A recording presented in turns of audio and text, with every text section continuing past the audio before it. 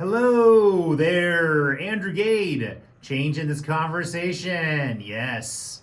Back here. Let's see, actually, by the time you hear this, it'll be almost 2023. So, yeah, I hope everyone had a great Christmas out there. Yeah, it was fun. As it's always, every year too, it's like after Thanksgiving, everything kind of accelerates. It's some sort of like time continuum or something's weird with time and how it just starts going really fast. Next thing you know, it's Christmas, then it's New Year's, and then all of a sudden we're looking around like, oh man, now we have to actually like start the new year. No more excuses. And I think what is it like for percentage wise, New Year's resolutions? Like maybe like I think it's less than 10% of New Year's resolutions last more than maybe a few weeks or through the first month. I think that's the statistic. It's like around February. Okay, is when the yeah. So in essence, it's better. So what the statistics say is it's better to not make any New Year's resolutions. My New Year's resolution this year is to stop procrastinating. Okay. I think I'm gonna do that Yeah, I don't have any resolutions this year, actually. No, most of my stuff I implemented a year and a half ago. So I think maybe we should be implementing those in the middle of the year. Yeah, actually, like spring resolutions. Yeah. Yeah. because you're still in this little fog from the holidays Mm-hmm. and stuff. Yeah. You ate too much, you Drink, exactly. you're in the right mindset. I to set was resolutions. thinking the same thing. You're off of work, you have all this extra time, you've been drinking, you're eating good, it's of course you're gonna say, well, I'm gonna have to start going to the gym after all these cookies and cakes and all this food for the holidays. And of course, when you have a week off of work, or all these people that work corporate jobs and get vacation time, which I don't get to enjoy. Todd gets a couple of days here and there for holidays, but it's easy to sit there and say, yeah, I have all this extra time to go to the gym. But once you get back to work and you got the kids and the schedule, all of a sudden that extra hour to go to the gym ends up being an hour extra or on the couch. So yeah, so guys, take my advice or don't take my advice. Don't make resolutions. Just do it. Don't call it a resolution. Just change the way you do something or add something additional to your life or your schedule. Because that's, I think, the key really when it comes to things is making it part of your routine.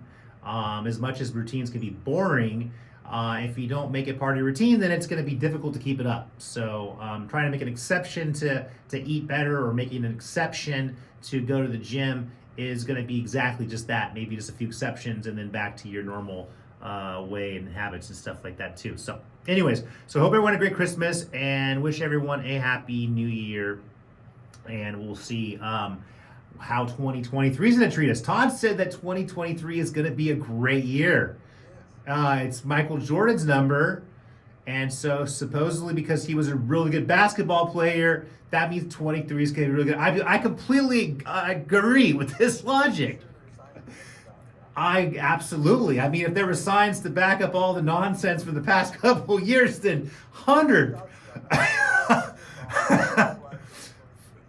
Yes. Well, he'll probably have to add in some more masking and vaccinations and stuff too, but he probably will agree that 2023 will be better. Yes. That's what the government always says, that next year's always going to be better so that they can keep them around. Yeah, because if not, if they kept telling us to be worse, then maybe we would fire them all and send them home, and then we'd be done with them too. So they have to stay relevant like everyone else.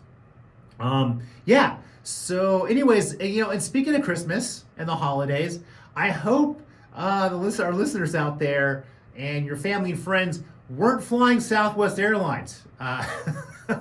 Actually, my girlfriend Brenda got stuck in Texas because of this whole fiasco. And, of course, initially they were blaming it on the weather because we have to always blame someone for it. But it seems like now it's a little more information is coming out, and it has to do with outdated scheduling software. So all the profit that they were making, they decided not to reinvest a little bit of it in some new software. Telling me some guy who screwed up like an Excel spreadsheet or something. Yeah, I guess what it must be someone pressed the wrong button. They pressed the escape or the delete button by accident. They had everything highlighted and it went bye-bye. Windows XP. Now, how do we survive? How do we fly airplanes before computers? Because I mean, there was other options. Just because the screen went blank doesn't mean that you still can't have people show up, fly planes. I mean, you can write them down. Everyone has their confirmations and stuff like that on their phones. Goes blank, I'm not going to that plane. I don't Oh, know if the company's screen went blank. I just have one. just their scheduling software, not the monitor Goes wrong, on the airplane. flies goes wrong with that company. Yeah. Not flying that company. And I think a lot of people would agree with you too. Yeah. But anyways, I think there would have been other ways to go about it. There should have been other situations in place, procedures to where knowing if this system goes down, that there's I mean, you could pick up the phone and make sure people are going to show up to work. Where they said that we didn't know where our planes were at. I mean, how do you lose an airplane? It's pretty easy to look out there and say, that's CSC-3 airplanes out there, okay? It's not like it's a needle in a haystack. It's pretty easy to find an airplane. And they all have GPS tracking stuff on them. All their employees have cell phones. All the customers of Southwest had all their boarding passes on their phones. So, again, they're playing it safe. But the problem is that you're messing with people's lives, and people count these airlines. So I think that from moving forward, my recommendation is there should be some other options or procedures in place that if this indeed happens, that they could do something about it too. Because we can't do anything about the weather. When the weather happens, and of course the weather hit at the worst possible time, right in the middle of the Christmas season. And I mean, that storm is bad. I mean, as of right now, 56 deaths attributed to it, 31 in Buffalo, New York. And then they're saying that they're going to be facing the possibility of flooding after all the snow melts. So it's like, all right, everyone gets frozen, and the next thing you know, it's going to be flooding. And of course, our good old president, he chimed in. I guess Buttigieg, the transportation secretary, is like, we're going to hold these airlines accountable. And even Joe Biden tweeted. I didn't know that Joe Biden used Twitter because I thought he didn't like Elon Musk very much. But I guess he tweeted and saying that his administration is working to ensure airlines are held accountable. You see, I think that's all talk. Yeah, because they can't really do much to the airlines to hold them accountable. I know. I don't know what that whole deal is, too.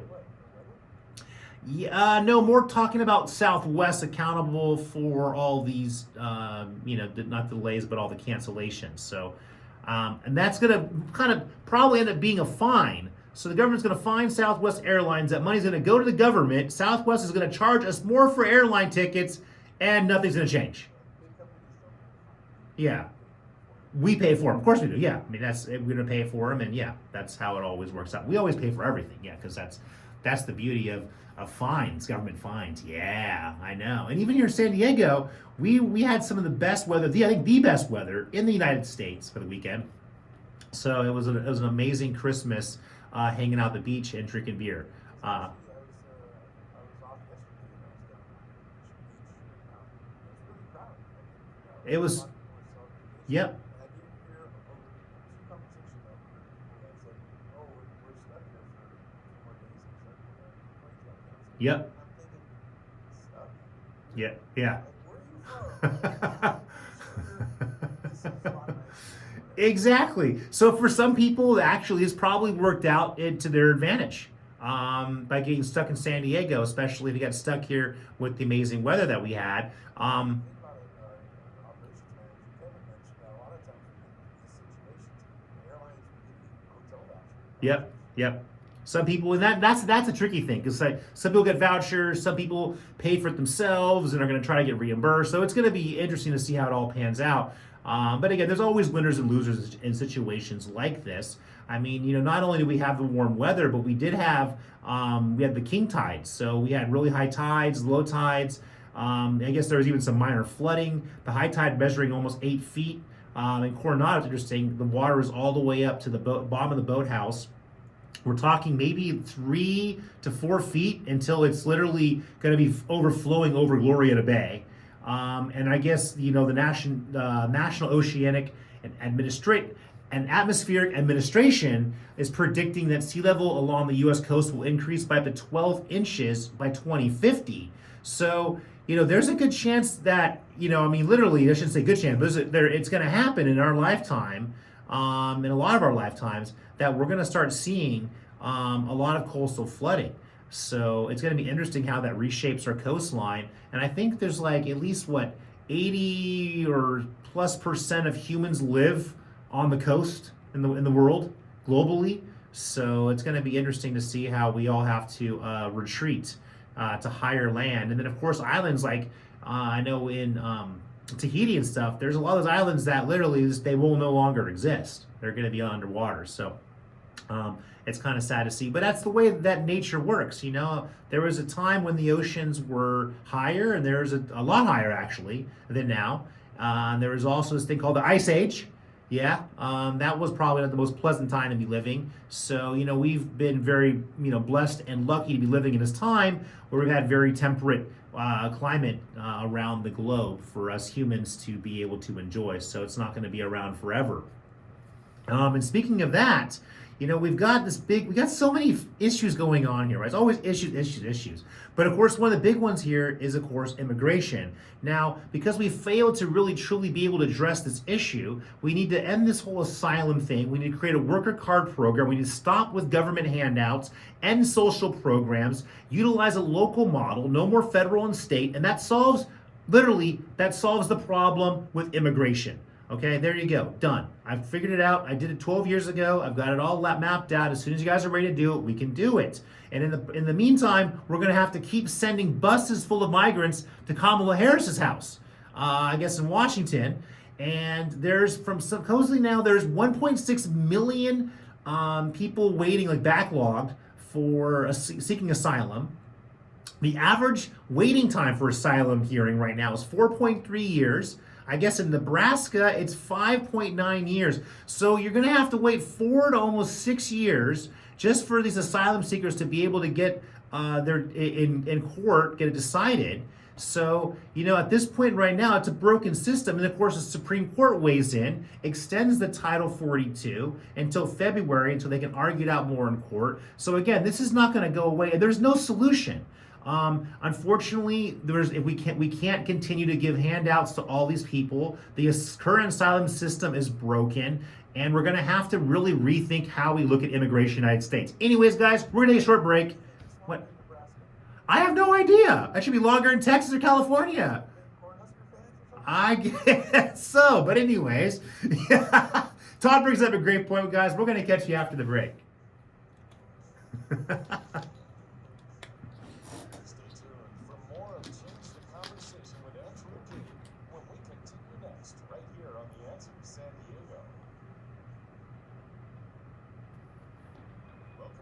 Change the conversation on The Answer San Diego. Time now for more compelling content concerning UT San Diego. And here's your host, Andrew King. Alrighty, yes. Yeah, something's going on in Nebraska. Maybe they don't have many courts in Nebraska, asylum courts. Didn't really think they had a big issue with immigrants there in asylum seekers in Nebraska. But yeah, Todd brings up a very good point there. And also, what was the other fun, exciting thing here from the last week? Oh, that's right. It was Zelensky from Ukraine. He came in to America. You know, it looks like he hasn't changed his clothes in almost a year. Is that what happens when you're in war? You don't change your clothes? You know, the president brings you into this room. Everyone's dressed in suits, and you're wearing some green sweatpants and sweatshirt. Like, an absolute joke. Remember, the guy's a comedian. So, I mean, was he trying to be funny? And he kept thinking, oh, thank you, America. We appreciate you giving us all the weapons and continue to help us. But it's funny because he said that this aid is not charity, but that it's an investment in democracy. See, that's a bunch of bull. We're not investing in democracy. We're investing in a big waste of time. We're investing weapons and money in a war or battle that is not going to be won. I mean, we're going to send the Patriot missile system. Russia's going to target it. They're going to blow it up. So Americans are going to die in the process. Another $45 billion they're asking for in aid, bringing the total to $110 billion, all wasted. In Europe, the public, I guess, is turning against the war in Ukraine, demanding an end to it immediately, which is smart. I'm surprised that Americans are still, for some reason, behind this nonsense. I guess there's protests going on in Europe, and even their talk about Europe withdrawing from NATO. I'm like, wait a second, no. America was supposed to withdraw from NATO before. Wasn't like even Trump talking about that? Putin, they're saying, Putin doesn't want to talk or doesn't want to stop this whole thing. But actually, no. Putin has insisted multiple times that he's willing to negotiate. The problem is they keep saying, well, we're not going to negotiate with Putin unless he fully withdraws all his troops. Like, no, that's not how it works. You have to negotiate in the current situation, which means you guys are both fighting. One side's not going to stop fighting and then negotiate. So it's not going to happen. It's not realistic. So Putin's a smart man. He's only going to negotiate. And he's going to negotiate what he initially talked about, which was there are going to be certain parts of Ukraine that's going to become parts of Russia. And then you can't have NATO and weapons on the border. And that's all I pretty much said from the get-go. And, at this point right now, because no one wants to talk with Putin about this, the war's never going to end. Literally, the war is not going to end until Ukraine is completely destroyed. And even Zelensky himself, when Biden was asking him, well, what's the road to peace? What do you think about peace? He says, we're not looking for peace. We're looking for revenge. So even Zelensky himself has said that he is not open to peace talks. Not at all. So there you go, guys. There's the guy we're giving all the money to is someone who wants revenge. So there you go. You're going to get your revenge. You're going to lose your country. And anyways, he's a puppet. He was placed there by the United States, so whatever powers, the Western powers, yada, yada. He's a puppet. The globe is changing. The world is changing. And, the U.S. is going to be losing its dominance. Europe is toast. So, in the new world, it's going to be, the powers are going to be Russia, China, and South America. And also their investment in Africa, in the African continent. So, America, we have probably 5 to 10 years to hold on to our dominance and a decent dollar. And then we need to start trading my dollars in for the Chinese yen or yuan or whatever it is, their currency. We got South Korea. I guess they've been firing, South Korea's military fired warning shots. Scrambled fighter jets flew surveillance assets across a heavily fortified border with North Korea. I guess North Korea flew some drones in and violated its airspace. So we got South Korea and North Korea getting in a fight. And of course, America's going to we're going to have to support South Korea. And then China sent, I guess, 71 planes and 7 ships toward Taiwan. In a display of force directed at the Self-Rule Island here. And I guess China expressed anger at Taiwan-related provisions in a U.S. annual defense spending bill. So China specifically said we do not want the United States getting involved, militarily with Taiwan. So, there you go. There's all those international issues that we keep getting tied up. And again, we're wasting all these resources when we have a lot of problems here in the United States that we need to be investing in. So again, this is definitely the wrong thing to be doing. I have said so many times that probably everyone's getting sick of it. America needs to pull its countries, come back home, take care of home first. And once our home is fixed up, then we can maybe start kind of getting involved in what's going on outside of home. But until then, stop. There you go. And we can save ourselves a lot of money. And then the good old C word, good old China and the C word. Well, China also starts with a C too, doesn't it? Yeah. I'm talking about COVID. Yeah. They're good old zero COVID, I guess now. Yes, there you go. So I guess supposedly now they've realized that that's not realistic. Took them a couple of years to figure that one. And now to a point to where people are comparing China now to North Korea. And I guess someone there was saying that it's illegal to say COVID now in China. They don't want you talking about COVID in China anymore, okay? And I guess they were saying too, it's like, did they really think you can actually wipe out this virus with lockdowns? No, you can't. You can maybe slow it, you can do this and that, but it didn't work. They're even going to end the requirements for quarantine for travelers coming in here starting the new year. So all of a sudden, China is actually waking up and doing something a little bit smarter. So we'll see how that all pans out. Probably because they're suffering economically, but more importantly, it's because of people.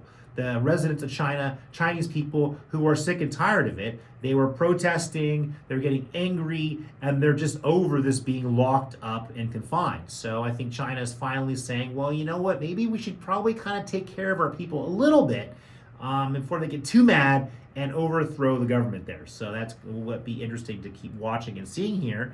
And speaking of overthrowing the government, you know, I can't believe that the January 6th nonsense is still in the news. I guess they finally came out with an 800-page report. An 800-page report? What's in 800 pages? All right, these guys came to the Capitol and they made a big mess and they pushed down some fences and people and they threatened democracy. Threatened democracy. No, they didn't. Yeah, and I guess it was all Trump's fault. That's what the 800 pages says there. A bunch of nonsense. So yeah, you guys can try to point fingers all you want. All you're doing is distracting everyone from what's really happening in America. And I can't wait to see what happens when all of a sudden Republicans start investigating Biden and his family and all their dealings. You know, because again, our government's all paid off by corporations. I mean, even the banks. I saw this one. This is good. In the last decade, the past 10 years, the top 6 U.S. banks made $1 trillion. And that's in profit, not in revenue. And that's all after the big financial crisis, you know, where we had to bail out the banks. Remember, there was too big to fail. So yeah, they were too big to fail. So the government decided to help them make $1 trillion in the past decade. While if you look at the average working American, look at how their salaries and look at their profit, yeah, it hasn't gone up like that much right there, has it? No, because this thing called inflation. Yes. Oh, and speaking of government wanting to get in their pockets here, there's actually a slightly some good news. Well, good news for a year, but people that use Venmo, PayPal, you know, Cash App, StubHub, Etsy, and all those, they're going to have to start pretty much not recording, but reporting their taxes. Any income over $600 annually, any transactions or income. Okay, I guess there was a tweak to the tax code enacted last year. It was intended to ensure those who use these services are reporting all their income to the IRS. This new tax policy was tucked into the stimulus package known as the American Rescue Plan. So the American Rescue Plan is going to rescue Americans by making sure they're having to report everything to the IRS and being taxed more. I love how America gets rescued. What America? Is that the American government's rescue plan? Or is it the IRS's rescue plan? I don't know, but anyways, it doesn't sound like the average working American rescue plan. But anyways, you know, I'm not a very big fan of advocate of taxes. Again, I've restructured our tax systems, federal, state, and local. We don't actually have to pay federal income tax. We don't have to pay state income taxes. If we restructure our local economies, we can actually get away with also reducing and eliminating the majority of property taxes and just paying a small portion of property taxes, some local sales taxes, and the whole system would work so much better. And then people would actually have incentives to work. They could work and they could earn their income and they can decide where they spend it themselves. And then we can cut off our corrupt government from literally stealing all this money from hardworking Americans. So there you go. That's again part of my plan I created a dozen years ago. It's ready to rock and roll, guys. So just let me know when you're ready here. And more government stuff here. The FBI. Here's Twitter. You know, Mr. Biden's favorite social media company. But the FBI pretty much paid Twitter to censor information from the public. I guess they had paid exactly. The FBI paid, so they came with bags of money. They weren't even knocking the door down at Twitter. They paid Twitter supposedly $3.4 million to censor information. Now, of course, they were saying that this was for reimbursement, to reimburse them for information requests. I mean, come on, the FBI should be able to come up with a better excuse than that. You're the FBI. That's such a lie. No, you were paying them to cover information, but it wasn't just Twitter. No, you're paying Meta, the parent company of Facebook. You're paying Instagram, which also is under Meta. Things like that too. So the government was caught red-handed. You know, I'm surprised that this gets buried in the news so quickly. And then of course, to stay on the Twitter topic here, I guess Elon Musk was asking Twitter users if he should step down as the head of Twitter. And I guess they pretty much said that he should. So we'll see if he actually lives up to that and steps down from being the head of Twitter there. But yeah, that's been supposedly you can't run two companies at once. But anyways, well, it's his companies. Why is everyone so up in arms and so angry at Elon Musk? Let him do what he wants to do. If his companies fail, then they fail. There you go. And then getting back to a little more locally here, the issue that we did discuss this before, was labor unions striking. They had the big strike here at the University of California. I guess they actually settled. They ratified a new labor agreement with big wage gains. So this, I guess, this strike drew national attention. And I guess they're saying that pretty much now it's being closely watched by university systems, unionizing actions as a potential playbook for organizing efforts around the country. And so, I'm all about this. I think that we should create one large union that represents all workers, and then we can really have some clout. So if anything, it's going to be very interesting to see what happens here in the future with labor, organized labor. But more importantly, we have to look at how do we change the structure of unions to where they're not so political, to where they're really representing what's best for individual hardworking Americans, and create just one large union that represents everybody. So if anything, guys, we're out of time. As always, I love you guys out there. Andrew Gate changing the conversation up. We'll catch you guys next week.